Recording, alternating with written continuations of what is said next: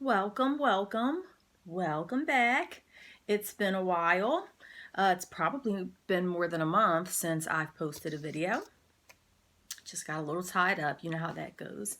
Now, the last video that I made, I was talking about why we should not take indiscriminate returns as small sellers on eBay. I consider myself to be a small seller. I deal primarily in used clothing. So I basically consider myself a consignment shop of sorts or a thrift store. That's how I view what I do. And so the video was geared toward small sellers like myself, somebody who's not selling in volume, somebody who's selling used items. And basically, in a nutshell, I was saying that small sellers like myself, we shouldn't be taking indiscriminate returns. 30-day returns, 60-day returns. I think it's totally absurd. I stand by what I said. And I just don't think it makes financial sense for small sellers like us. Now, you can go check that video out if you scroll through my stuff, my other videos. It's the last one that I made. I was supposed to make a part 2, but in the interim, eBay changed the way that they do things. Once again, we're not surprised. If you've been doing this for any length of time, you know that eBay has a tendency to change the way they do things. So at that time that I made the other video, we were allowed to do 14-day returns, which is what I had opted for. I went many years not accepting returns at all, and it worked well for me. I didn't have any complaints about going that route. But then I said, well, you know what? I'm going to try the 14-day returns. I think that's fair. 14 days is enough time for somebody to decide whether they want something or not. So I switched to 14-day returns. I liked it. It was working well for me. I would have kept on doing that. But once again, eBay changed the way that they do things, and if you've been keeping up to date with all of their changes, you know that you don't offer 14-day returns anymore. So you have the option of either no returns, 30-day returns, 60-day returns. I, of course, opted out. I opted out and I went back to no returns. And can you guess what happened? I'll tell you. Although I think we all know. Because I changed my store settings to no longer accept returns, as you can imagine, my sales went plummeting once again. I'm not surprised. But you know what? I refuse to cater to and bow down to eBay's every whim and desire. I refuse to do it. And so if it means that I'm going to make a little less money, thank God I'm in a position where this is just spare money for me. It's just something that I do on the side for fun, a little spending cash. Thank God I'm not paying bills with it. So I have the freedom to say, you know what, screw you and your 60-day returns and your 30-day returns on used clothing items that I'm barely making a profit on. I'm not doing it. So yeah, my sales have fallen a little bit. And of course, people are going to say, oh, that has nothing to do with your settings. I mean, I hear people all the time that are saying, oh, they make it seem like you're a conspiracy theorist, like you're just making these things up. Well, nothing else has changed in my store. I'm still listing the way that I was. My pictures still look the same. I'm still offering the same handling time. I still have 100% positive feedback. The only thing that has changed is that I changed my return policy to no returns. And guess what? Almost immediately, my sales have dropped. So of course it's eBay. Of course it's a visibility issue. Of course it's people are not seeing my listings.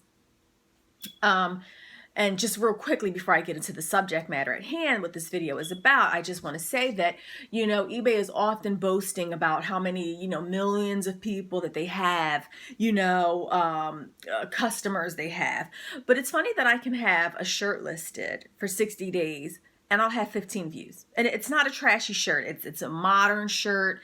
It's a career blouse. It's in great condition, and it'll get 15 views in 60 days. So it just makes me wonder how many people are actually viewing our things, if they are doing something so that certain listings are not visible, or what is this piece of hair?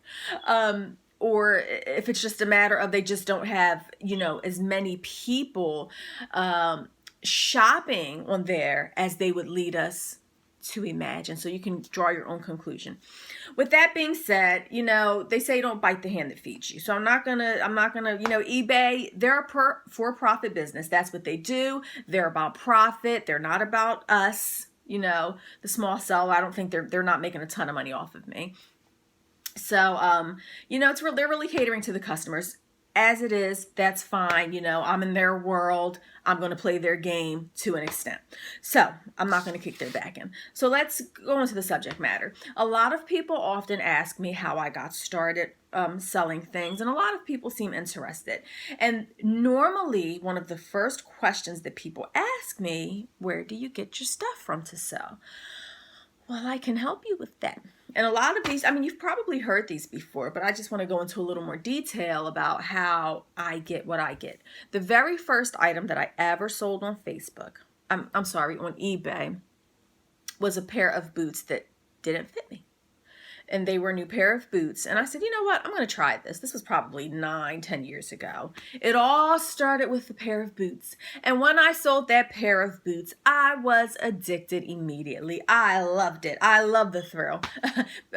People laugh at me. I love the thrill. I love the thrill of buying something, selling it in a week or two, and making a profit. I love it.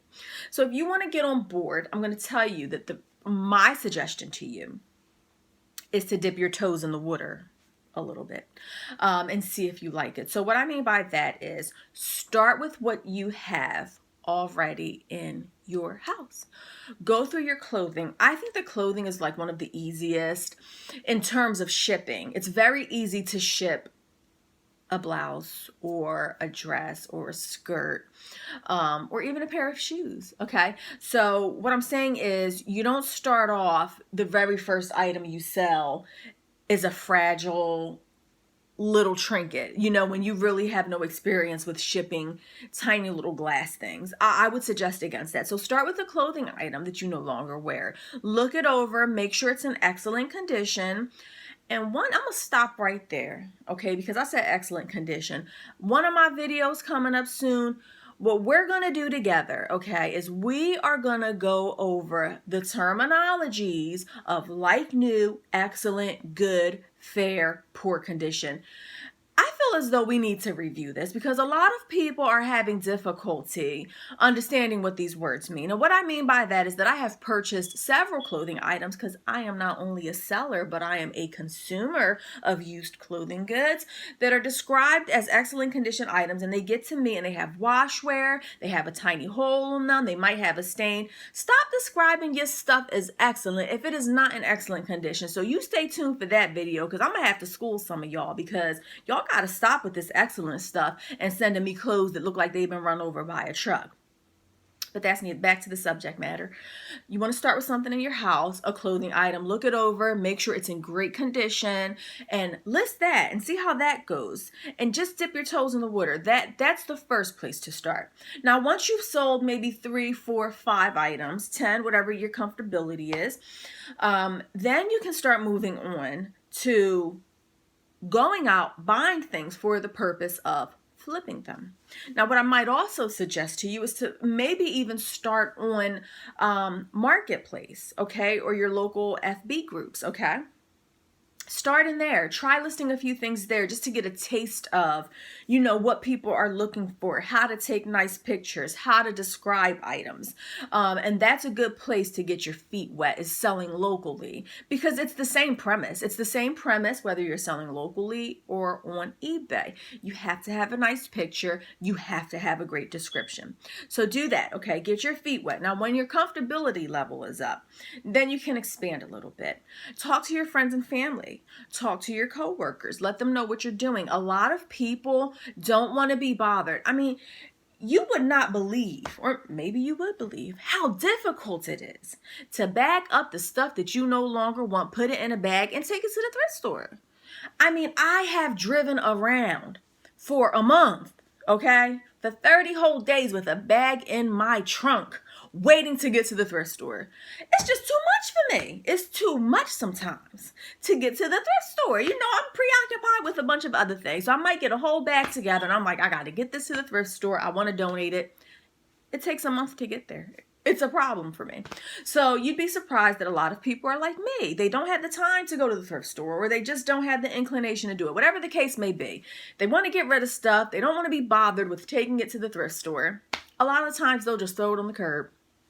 More about that later. So you can ask your coworkers, your friends, if you're getting rid of anything, I've decided that I want to start selling, and just, pass your used stuff over to me. I'll look through it, and that's what I do. I'll look through it. Whatever I can't use, I'll go and I'll donate it to somewhere else or give it to somebody in need or whatever the case may be. So look around you, friends and family, co-workers, neighbors. They might be willing to take stuff off of your hands. Do not, if you're a beginner, do not get into this whole thing of selling items for other people and keeping a portion of the profit. Nothing wrong with it in the future once you become more advanced, but when you're a newbie, don't bother with it. Don't sell. And that's, a lot of people will do that when they know that you're selling on eBay. They'll be like, oh, well, why don't you sell this for me? It can turn into a nightmare, a sticky mess. Stay away from it until you know what you're doing. Now, I spoke about Marketplace earlier, selling things on Marketplace. Marketplace is also a great way to find things to sell. Where I live in New Jersey, there are several months where there are no yard sales going on. Yard sales are one of my favorite places to get inventory. But we have maybe 6 months out the year where we are not having yard sales. So, and the weather's terrible, it's snowing, it's raining, whatever. Marketplace, I can sit for hours. You don't believe me? Ask my husband. Ask him. He'll tell you. I can be for hours on Marketplace just scrolling through. It's like a giant yard sale at the tip of your fingers. So I love it, and I'm on it all the time, and I find things regularly that I can flip on eBay. So go in there. Don't spend hours like I do, because, you won't get anything done. Similar to Marketplace are the old-fashioned groups on FB. Now, those have deteriorated quite a bit. I used to love the groups on FB. I was buying for myself, for personal items. I was buying things to flip. I loved those groups. Since the introduction of Marketplace, they have gone totally to crap. I cannot find anything. Nobody is seeing my listings that I'm putting up to sell. I used to make a decent amount of money selling on those groups. Nothing. Nobody ever comments. I don't even think that people are seeing my stuff anymore. However, as a consumer, if you're looking for things to resell, those groups are a good place. They're like a diamond in the rough because everybody is gravitating toward Marketplace. Everybody is buying things on Marketplace. That's like the hub that's going on FB. So those groups, I feel like nobody's really shopping on them anymore, but that's okay. That works out well for me. It works out well for you because you're going to see things that are not on Marketplace. That's a good place. Like I said, yard sales, my absolute favorite. Let me give you a little advice on that. Yard sales, there are pros and cons. Some people like to get there first thing in the morning, okay? They want to be the first one there. They want to go through all the stuff. They want the pick of the litter. That's a great strategy. It works well for people. But I tend to find, and I have had a tremendous amount of luck going at the last minute when people are packing things up. You know why? They do not want to take that crap back in their house. And so something that was priced $10 at the top of the morning, by the time 12 o'clock hits, 1 o'clock hits, and that stuff is still sitting in their yard, they are practically giving it away. So sometimes I've had people give me things that were worth money because they just don't want to deal with it. Yard sales. You want to go on Craigslist to see the ads for yard sales. Again, Marketplace, sometimes people will post their ads there. In the FB groups, people will post ads there for yard sales. You have to look around. Yard sales that I really love, and you want to keep an eye out for this. What I normally type in on Craigslist when I'm looking for yard sales, I'll type in neighborhood into the search bar. Okay, under garage sales. Because when you type in neighborhood, that means the whole neighborhood supposedly is having a yard sale. So you get a condensed amount of yard sales all happening in a small vicinity, and you can go to each one, and it just cuts down on time. And on Craigslist in the search bar, I will also at times type in community and townwide. So those three things will help you tremendously because instead of driving from this city to that city, from here to there, trying to find yard sales, when you do it that way, when you type in community, neighborhood, townwide, those three search terms will find you all yard sales in the same vicinity of each other. I also absolutely love giant yard sales that are done like at churches. Oh, and you know what? Another search term, rummage. Okay. I go to Craigslist and I'll type in rummage sale. Don't forget about that term. You can find more things there.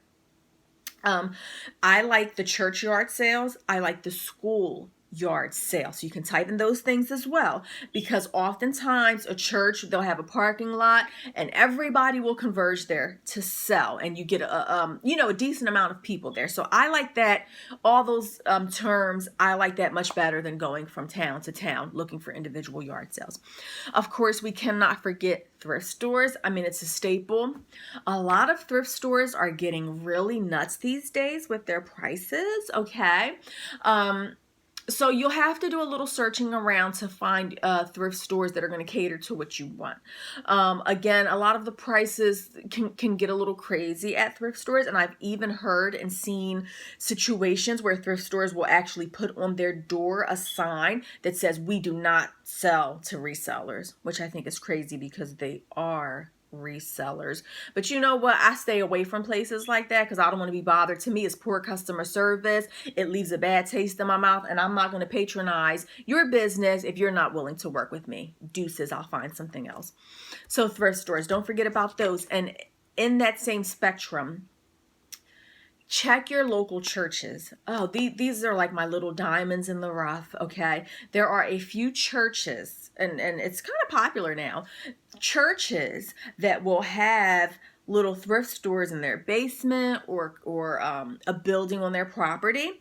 And I find oftentimes, not always, but oftentimes, that the church thrift stores have much better prices than the larger thrift stores, because a lot of their stuff, it's donated by the congregation and they're just selling it for like $1 or $2, and they have bag sales and stuff. So search that on Craigslist and ask around. Your local churches might have little thrift stores.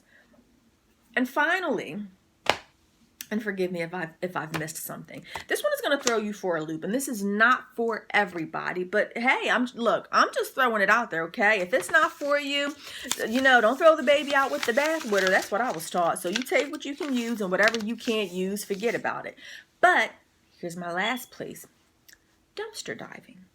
Or, as I like to call it, trash hunting. Now you have to check your local rules and regulations where you live. Dumpster diving is not allowed in a lot of places. I've done it before. I love it. I'm not ashamed. I would do it again. Knee deep in other people's trash that I can sell. The police caught me once. It was funny. But whatever. I haven't done it in a while because I just have way too much going on. But I have done it in the past. I don't really do the whole dumpster diving thing, like getting in dumpsters. I'm just kidding. But I do, or I used to, do a lot of trash hunting, meaning that you look at your local cities around, and that's illegal in some places too. So like I said, check your statutes.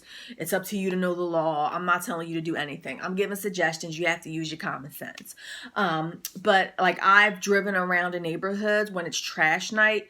I mean, you wouldn't believe what I find. I could tell you stories and stories and stories of things that I have found, but this video is almost 20 minutes long, so I'm going to cut it short. Just know that recently I did do a quick drive-by, and I found an air compressor for tires on the curb. Found it, and I just sold it. I sold it for like $40. Free money, sitting on the curb. Somebody didn't want it. You know what they say, one man's trash is another man's treasure. Listen, I don't have no problem taking somebody's trash. I even found a Coach wallet or something. Found that in the trash one time. I have found clothes with tags on them in the trash. Well, not in the trash, on the curb. So don't overlook that. That's when you get a little more advanced. Try the other suggestions first, and if that doesn't work, then you might have to start trash hunting. But I'm not above it, trust me. So I hope that these tips have helped you to get started, and things to look for, places to go to find inventory to resell. If you like this video, why don't you go on ahead, be a sweetheart, like it, subscribe to it, share it with your friends who might want to get started. I really appreciate it. And I will be back soon with more videos. If there's any other topic that you want me to talk about, leave it in the comments. Have a great day. I know I will.